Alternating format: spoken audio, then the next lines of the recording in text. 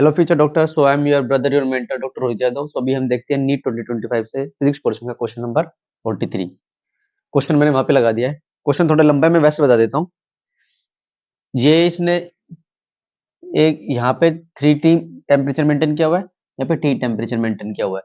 यहाँ पे ये मटेरियल है जिसकी थर्मल कंडक्टिविटी अलग है, इसकी 2 की है, इसकी K है, इसकी 2 की है। यहाँ पे T1 और T2 इन दोनों के जंक्शन पे, यहाँ T1 है, यहाँ T2 है। ठीक है, और इनकी थर्मल कंडक्टिविटी अलग अलग है, मटेरियल सेम है। ठीक है, तो इसने क्या पूछा है, T1/T2 का रेशो पूछा है। T1/T2 का रेशो पूछा है, ये क्या होगा?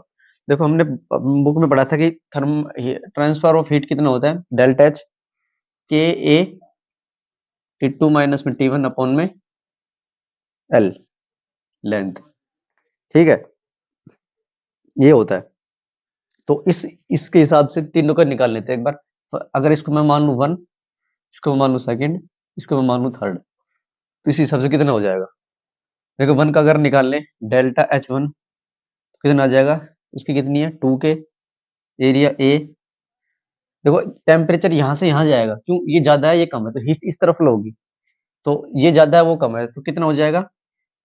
3T माइनस यहाँ पे कितना है, T1 अपॉन में एल। ये हो गया फर्स्ट का। सेकेंड का क्या हो जाएगा हमारे पास? थर्मल कंडक्टिविटी के, एरिया ए, T2 माइनस में T1 अपॉन में एल। ये हो जाएगा सेकेंड का। और थर्ड वाले का क्या बन जाएगा? डेल्टा H3 कितना हो जाएगा? 2 के ए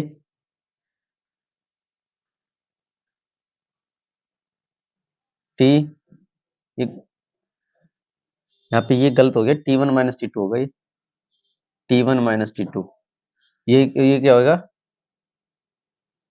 T2 माइनस T अपॉन में L। इन दोनों को अगर हम इक्वल रखते हैं, फर्स्ट को और सेकंड को, तो हमारे पास क्या आ जाएगा? इसको अगर इक्वल रखें तो A से A कट जाएगा, K से K कट जाएगा, L से L कट जाएगा, तो क्या बचेगा हमारे पास? 2-3T माइनस में T1 इज इक्वल टू, यहाँ क्या बचेगा? T1 माइनस में T2, तो यह क्या आ गया? 6T is equal to 3T1 minus में T2। पहली इक्वेशन से आ गया ये, पहली से दूसरी से। तो दूसरी और तीसरी को अगर हम रखें तो L से L कट गया, K से K कट गया, A से A कट गया, तो यहाँ पे क्या बचा हमारे पास? हमें बचा T1 माइनस में T2 is equal to 2T2 minus में 2T। तो ये कितना बच गया? तो ये आ गया 2T is equal to 3T2 minus में T1। ठीक है, ये दोनों इक्वेशन आ गए हमारे पास। इन दोनों इक्वेशन से हमारे पास यहाँ पे अगर निकालें T1 और बाई T2, तो इन दोनों इक्वेशन के हमारे पास आ गया 5/3 आ जाएगा। T1 बाई T2 इन दोनों इक्वेशन से, एक इक्वेशन ये हो गई हमारे पास, ये हो गई एक। भाई टी को एलिमिनेट कर दो, ये दो, और यहाँ से T1/T2 कितना आ गया? 5/3। तो ऑप्शन कौन सा आ गया? फोर्थ। फोर्थ इसका ऑप्शन आ गया। ये हो गया क्वेश्चन नंबर 43।